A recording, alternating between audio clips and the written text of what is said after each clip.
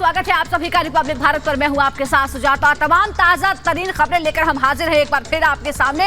और सबसे पहले हम बात करेंगे श्रद्धा मर्डर केस की। इससे जुड़ी लगातार अपडेट सामने आ रही है। इस वक्त बड़ी खबर क्या है आपको बताएंगी प्रियंका।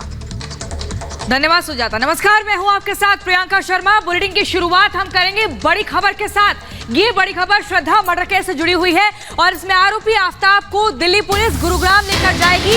गुरुग्राम उसी जगह जहां ऑफिस में वो काम करता था, वहां आफ्ताब के बॉस से पूछताछ हो सकती है। गुरुग्राम में स्थित है आफ्ताब का ऑफिस। आफ्ताब के दोस्त की तलाश में भी है पुलिस। लगातार कड़ियों को जोड़ने का प्रयास हो रहा है। पूरे क्राइम सीन को रिक्रिएट किया जा रहा है। उस फ्लैट में भी पुलिस गई जहां पर आफ्ताब रहता था। इसके अलावा जंगल में गई और अब गुरुग्राम की तरफ रुख अख्तियार किया जाएगा। और यहां पर गुरुग्राम में ही नौकरी करता था आफ्ताब। दफ्तर के बाकी साथियों से भी पूछताछ हो सकती है। पूरी खबर इस रिपोर्ट में दिखाते हैं। श्रद्धा हत्याकांड में आरोपी आफ्ताब पुलिस को लगातार गुमराह कर रहा है। गुरुवार को श्रद्धा की हत्या के आरोपी आफ्ताब अमीन पूनावाला को साकेत कोर्ट में पेश किया गया। कोर्ट ने आफ्ताब की पुलिस कस्टडी 5 दिन बढ़ा दी है। वहीं अदालत ने आफ्ताब के नार्को टेस्ट की मांग पर भी मुहर लगा दी है।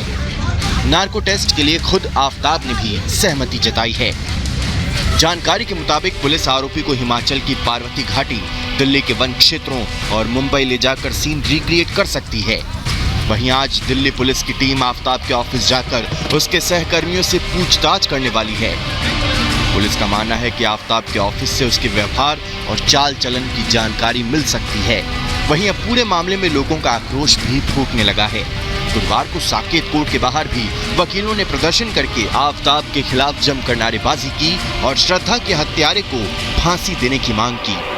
Bureau report, Republic Bharat.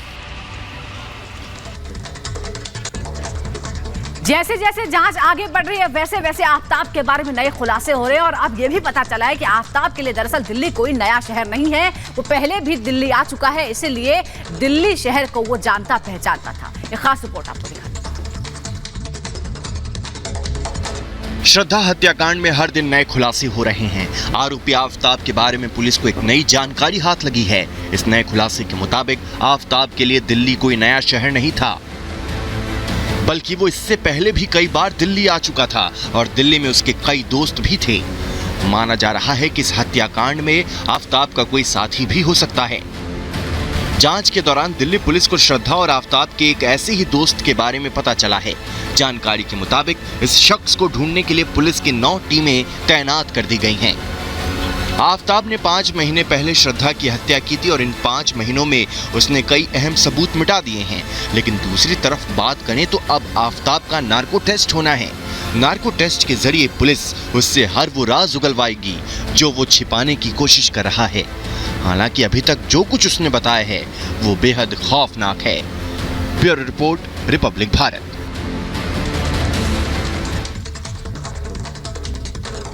और इसी बीच एक बड़ी खबर आपको बता दें, लखनऊ से ये बड़ी खबर आ रही है। लव जिहाद का एक और मामला सामने आया है, जहां पर आरोपी ने अपना नाम बदलकर एक हिंदू लड़की को फंसाया। आपको बता दें, महमूद के जाल में फंसी हिंदू लड़की रौनक बनकर हिंदू लड़की से शादी की। पीड़िता ने जबरन शोषण का आरोप लगाया।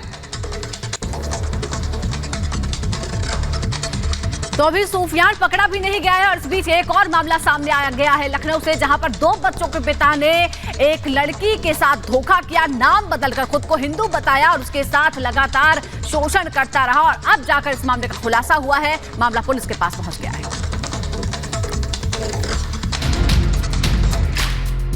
एक तरफ आफ्ताब की दरिंदगी देखकर पूरा देश आक्रोश में है, तो वहीं दूसरी तरफ लव जिहाद के मामले थमने का नाम नहीं ले रहे हैं। लखनऊ से लव जिहाद का एक और केस सामने आया है। लखनऊ में महमूद नाम के एक शख्स पर रौनक बनकर हिंदू लड़की से शादी करने का आरोप लगा है। पुलिस ने मामले में FIR भी दर्ज कर ली है। वहीं पीड़िता का कहना है कि महमूद ने न केवल अपनी पहचान छिपाई, बल्कि वो अपनी मां के साथ मिलकर उसे प्रताड़ित भी किया करता था। हर दिन मेरा शोषण करता रहा है, ब्लैकमेल करता रहा है, गंदी गंदी मेरी वीडियो बनाता था। मुझे पता चला ये शादीशुदा है, 2 बच्चे हैं इसके, और बीवी को, पहली बीवी का मुकदमा चल रहा है। और प्लस ये मुस्लिम है। रौनक चर्चा करके मुझे मिला था, उसका रियल नाम महमूद खान। बता दें कि बहराइच के रहने वाले महमूद खान ने खुद को रौनक चौरसिया बताया था और 2 साल तक एक मासूम हिंदू लड़की का शारीरिक और मानसिक तौर पर शोषण किया। इस वक्त महमूद पुलिस के शिकंजे में है, लेकिन सवाल ये उठता है कि आखिर कब तक हिंदू लड़कियां इन जिहादियों का शिकार बनती रहेंगी। Bureau report, Republic Bharat. और इसी बीच अगली बड़ी खबर आपको बता दें, पंजाबी सिंगर बब्बू मान को मिली जान से मारने की धमकी। ये धमकी फोन पर मिली है। इसी के चलते पुलिस ने सुरक्षा को बढ़ा दिया है। पुलिस ने बब्बू मान के घर की सुरक्षा को बढ़ा दिया है और बबिहा गैंग पर शक की सुई अटक रही है। बबिहा गैंग कर सकता है हमला। बड़ी खबर, जान से मारने की धमकी मिली पंजाबी सिंगर को।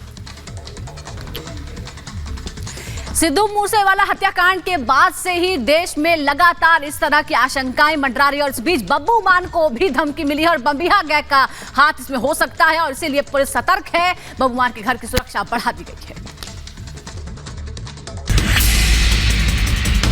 पंजाबी म्यूजिक इंडस्ट्री में सिद्धू मूसेवाला की निर्मम हत्या के बाद एंटरटेनमेंट इंडस्ट्री से ताल्लुक रखने वाले सितारों को धमकी मिलने का सिलसिला रुकने का नाम नहीं ले रहा है। अब मशहूर पंजाबी सिंगर बब्बू मान को जान से मारने की धमकी दी गई है। इसके पीछे पंजाब के नामी गैंग बम्बीहा का हाथ बताया जा रहा है। बता दें कि सिंगर बब्बू मान को पंजाब के नामी गैंगस्टर ग्रुप बम्बीहा की तरफ से धमकी भरा फोन कॉल किया गया है। इस कॉल में उन्हें जान से मारने की बात की गई है। इस मामले की खबर मिलते ही पुलिस ने इसकी जांच शुरू कर दी है। इसके साथ ही एहतियातन मोहाली पुलिस ने शिकायत मिलने के बाद सेक्टर 71 स्थित बब्बू मान के मकान नंबर 407 में सुरक्षा बढ़ा दी है। इसके अलावा कुछ इंटेलिजेंस इनपुट भी मिले हैं, जिसमें कहा गया है कि फैन बनकर कोई उनके लिए खतरा बन सकता है। बताया जा रहा है कि बब्बू को मारने के लिए बम्बीहा गैंग नाबालिग लड़कों की मदद ले सकता है, क्योंकि इस काम को अंजाम देने के लिए उन्हें ट्रेनिंग दी जा रही है। Bureau report, Republic Bharat.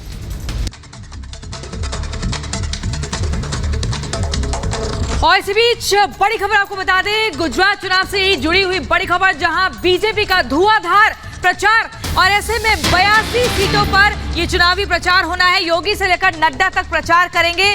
Gadkari और शिवराज झोंकेंगे पूरी ताकत, मैदान में उतरेंगे केंद्रीय मंत्री और राज्य के दिग्गज नेता। गुजरात में बीजेपी का प्रचार धुआंधार।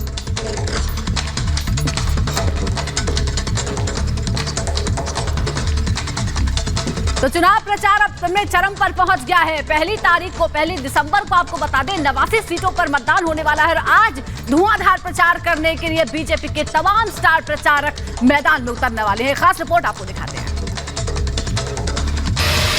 बीजेपी अपने दिग्गजों को गुजरात के चुनावी मैदान में उतारने की पूरी तैयारी कर चुकी है। आज से बीजेपी की सेना गुजरात में हुंकार भरेगी।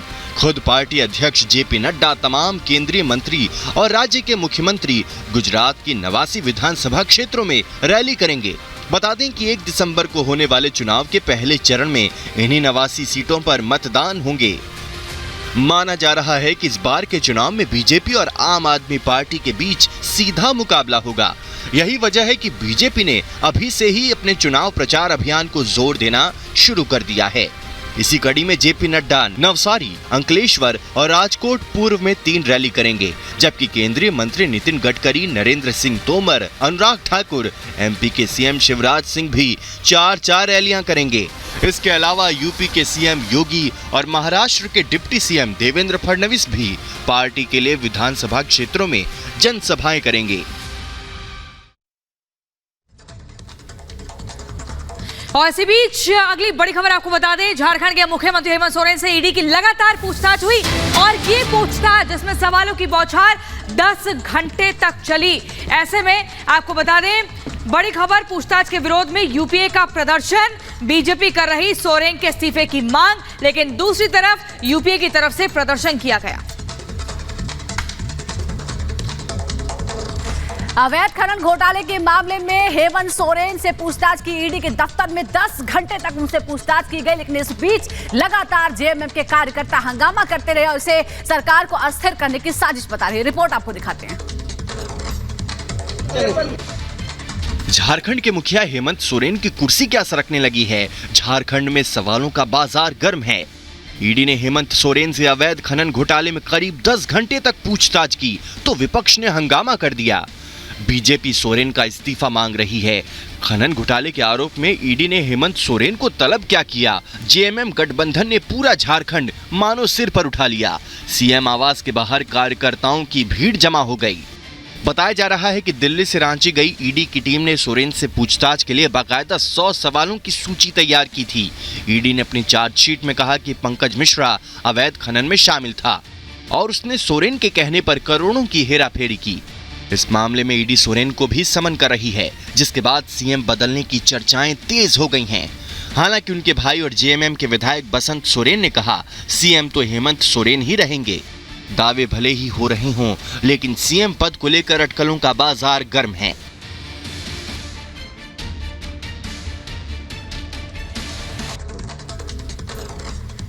और इसी बीच अगली बड़ी खबर आपको बता दें, भारत जोड़ो यात्रा के दौरान राहुल गांधी ने सावरकर पर एक विवादित बयान दिया है और कहा है कि बीजेपी और आरएसएस सावरकर का प्रतीक है। और इसी बीच राहुल गांधी पर चौतरफा हमले हो रहे हैं। वहीं सावरकर के पोते ने मुकदमा भी राहुल गांधी के खिलाफ दर्ज कराया है।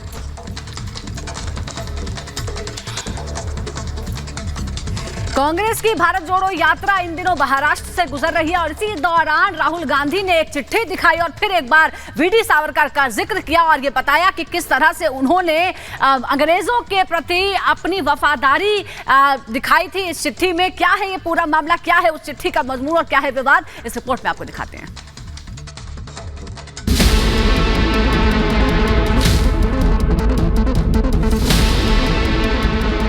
राहुल गांधी भारत जोड़ो यात्रा पर हैं, लेकिन इसी बीच उन्होंने वीर सावरकर पर एक ऐसा बयान दे दिया है जिस पर सियासत गर्मा गई है।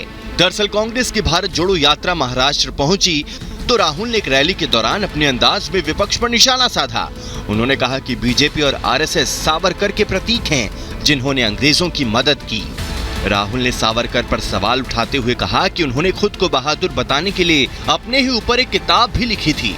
इतना ही नहीं, राहुल ने कथित चिट्ठी भी पढ़ी जिसमें उन्होंने सवाल उठाते हुए कहा कि ये वो चिट्ठी है जिसमें सावरकर ने अंग्रेजों से माफी मांगी थी। अब राहुल की इस टिप्पणी के बाद बीजेपी ने उनके खिलाफ मोर्चा खोल दिया है। महाराष्ट्र के सीएम शिंदे सहित खुद उद्धव ठाकरे ने भी राहुल के इस बयान की आलोचना की है।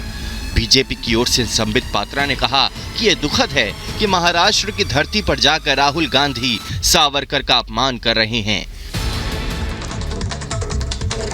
और इसी बीच अगली बड़ी खबर आपको बता दें, पश्चिम बंगाल से एक खबर आ रही है जहां पर ममता बनर्जी की पार्टी से एक विधायक ने विवादित बयान दे दिया है और कहा है कि अप्रवासी जो बांग्लादेशी हैं उनका वोटर लिस्ट में नाम होना चाहिए। किस तरीके से फिर ये विवाद बढ़ा, पूरी खबर एक रिपोर्ट के जरिए दिखाते हैं। ममता बनर्जी के विधायक ने टीएमसी की मुश्किलें बढ़ा दी हैं। एक तरफ जहां देश में वोटर लिस्ट में संशोधन पर काम जारी है, तो वहीं दूसरी तरफ टीएमसी के एमएलए ने बांग्लादेश अप्रवासियों को लेकर विवादित बयान दे दिया है। सोशल मीडिया पर वायरल हुए वीडियो में बर्धमान साउथ के विधायक खोकन दास को ये कहते हुए सुना जा सकता है कि कई नए लोग आ रहे हैं और वे बांग्लादेश से हैं। इनमें से कई लोग हिंदू भावनाओं के आधार पर बीजेपी को वोट देते हैं, इसलिए कृपया सुनिश्चित करें कि हमारी पार्टी टीएमसी का समर्थन करने वालों को ही मतदाता सूची में जगह मिले। विधायक के इस बयान से फिलहाल विवाद छिड़ गया है। टीएमसी विधायक के बयान पर बीजेपी के प्रवक्ता सौम्यराज मुखोपाध्याय ने हमला बोला है। बीजेपी नेता ने कहा कि टीएमसी को मुद्दे का राजनीतिकरण करने के बजाय केंद्र और राज्य सरकार को अवैध प्रवासियों के बारे में जानकारी देनी चाहिए। उन्होंने कहा कि यही कारण है कि हम सीएए और एनआरसी कानून को आने वाले समय में लागू करेंगे। Bureau report, Republic Bharat. और दिल्ली में आज से एक महासम्मेलन की शुरुआत होने वाली है जिसका उद्घाटन प्रधानमंत्री मोदी करेंगे। इसकी थीम है नो मनी फॉर टेरर और इसका उद्देश्य है पूरी तरह से जो नेटवर्क है उसको खत्म करना, फंडिंग का नेटवर्क खत्म करना और आतंकवाद पर बड़ा प्रहार करना। नई दिल्ली में आज से नो मनी फॉर टेरर सम्मेलन के तीसरे संस्करण की शुरुआत होने जा रही है। एनआईए डायरेक्टर दिनकर गुप्ता ने बताया कि दिल्ली में 18 और 19 अक्टूबर को इस सम्मेलन का आयोजन होगा, जिसमें करीब 78 देशों के संगठन हिस्सा लेने वाले हैं। यही नहीं, पीएम मोदी खुद इस सम्मेलन का उद्घाटन करेंगे और गृह मंत्री अमित शाह शनिवार को समापन सत्र को संबोधित करेंगे। खास बात यह है कि इस कार्यक्रम को 4 सत्रों में बांटा गया है। वहीं जानकारी के मुताबिक पाकिस्तान इस सम्मेलन में हिस्सा नहीं ले रहा है। बता दें कि आतंकी फंडिंग के खिलाफ शुरू हो रहे इस 2 दिवसीय अंतर्राष्ट्रीय सम्मेलन में पाकिस्तान को आमंत्रित नहीं किया गया है। चीन को आमंत्रित किया गया था, लेकिन अभी तक उसने हामी नहीं भरी है। नो मनी फॉर टेरर सम्मेलन में पाकिस्तान को आमंत्रित नहीं किए जाने पर आधिकारिक रूप से कुछ नहीं बताया गया है, लेकिन माना जा रहा है कि भारत में आतंकी संगठनों की ओर से पाकिस्तान की फंडिंग जारी रहने के मद्देनजर उसे नहीं बुलाने का फैसला किया गया है। Bureau report, Republic Bharat. और अब अगली बड़ी खबर आपको बता दें, आज भारत में पहले निजी रॉकेट की लॉन्चिंग होगी। श्री हरिकोटा से ये लॉन्चिंग होगी और उस रॉकेट का नाम होगा विक्रम एस। आपको बता दें, एक नया इतिहास रचने जा रहा है। अंतरिक्ष में एक नया इतिहास रचेगा भारत। बड़ी खबर है, भारत के पहले निजी रॉकेट की लॉन्चिंग आज श्री हरिकोटा से लॉन्च होगा विक्रम एस।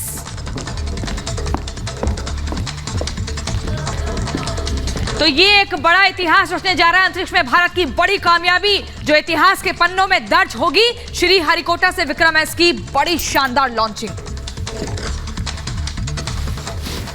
तो भारत की अंतरिक्ष की ताकत लगातार बढ़ रही है और भारत कई देशों के अंतरिक्ष में सैटेलाइट भी लॉन्च कर चुका है और आज पहला प्राइवेट यानी निजी सैटेलाइट लॉन्चिंग करने की भी तैयारी है। नाम है इसका विक्रम एस। क्या कुछ खासियत होगी और कितनी बड़ी उपलब्धि है ये, इस रिपोर्ट में जानते हैं। भारत में पहली बार प्राइवेट स्पेस कंपनी का रॉकेट विक्रम एस शुक्रवार को लॉन्च होगा। हैदराबाद के space startup Skyroot Aerospace के इस प्राइवेट रॉकेट को भारतीय अंतरिक्ष अनुसंधान संगठन इसरो के श्री हरिकोटा लॉन्च पैड से छोड़ा जाएगा। विक्रम एस रॉकेट की ये टेस्ट फ्लाइट है जो सब ऑर्बिटल होगी।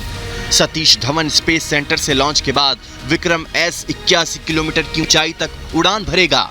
लॉन्च यान का नाम भारतीय अंतरिक्ष कार्यक्रम के जनक स्वर्गीय विक्रम साराभाई को श्रद्धांजलि के रूप में रखा गया है। स्काई रूट एरोस्पेस ने कहा कि लॉन्च वाहनों को किसी भी लॉन्च साइट से 24 घंटे के भीतर असेंबल और लॉन्च किया जा सकता है। विक्रम एस रॉकेट एक single stage sub orbital launch vehicle है जो अपने साथ 3 कमर्शियल पेलोड्स लेकर जा रहा है। इस लॉन्चिंग की सफलता के बाद भारत का नाम प्राइवेट स्पेस कंपनी के रॉकेट लॉन्चिंग के मामले में दुनिया के अग्रणी देशों में शामिल हो जाएगा। वहीं स्काई रूट एरोस्पेस अंतरिक्ष में रॉकेट लॉन्च करने वाली भारत की पहली प्राइवेट स्पेस कंपनी बनने जा रही है।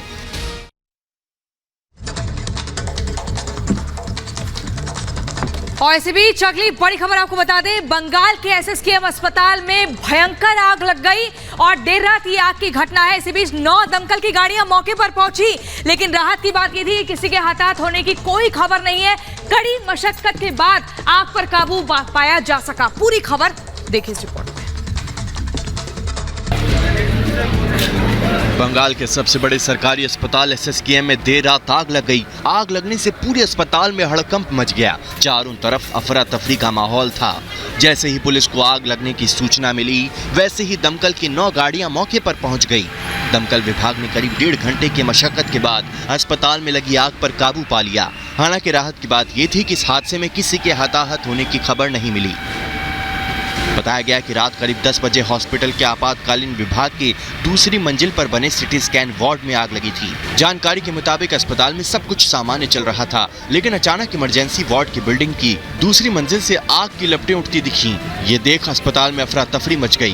गौरतलब है कि एसएसकेएम अस्पताल कोलकाता के सबसे बड़े सरकारी अस्पतालों में से एक है। जाहिर सी बात है कि इतनी बड़ी घटना की जाँच होनी चाहिए। ये तो अच्छा हुआ कि आग लगने से कोई जान माल का नुकसान नहीं हुआ, वरना कोई बड़ी अनहोनी हो सकती थी। Bureau report, Republic Bharat.